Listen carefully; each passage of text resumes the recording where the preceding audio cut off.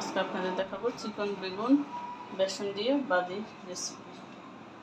বেগুনগুলো দিয়ে নিলাম, দিয়ে এখন দিয়ে দেবো পরিমাণ মতো লবণ, দিয়ে দেবো হলুদের গুঁড়ো পরিমাণ মতো। আর এই বেগুন বাজিটাতে আমি মরিচের পরিমাণটা একটু বেশি দিব, তাই হাফ চামচের বেশি মরিচ নিয়ে নিলাম। এখন দিয়ে দিব ধনিয়ার গুঁড়া পরিমাণ মতো, দিয়ে দিব জিরার গুঁড়া।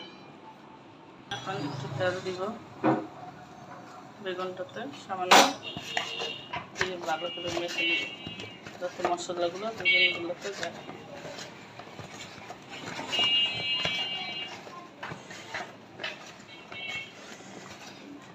বেগুনগুলো আমি মেখে নিলাম।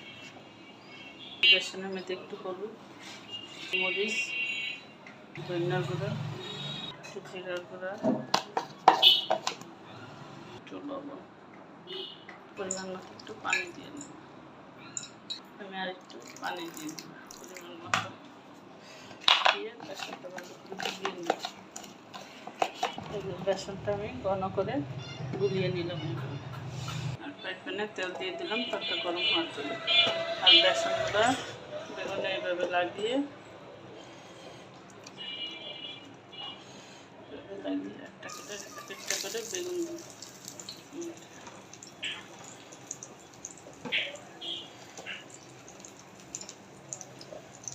সবগুলো বেগুন আমি এইভাবে লাগিয়ে বেগুনটাও আমি এইভাবে লাগিয়ে নিলাম।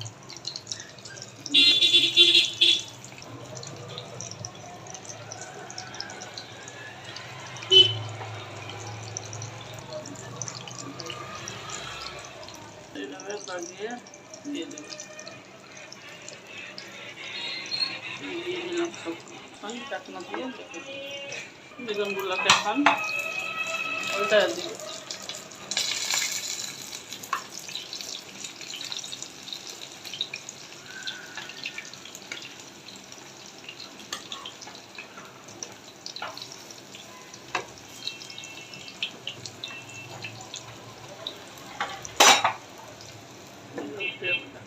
ঢাকনা করে দেখবো বেগুনগুলো ভালো নামিয়ে নিয়ে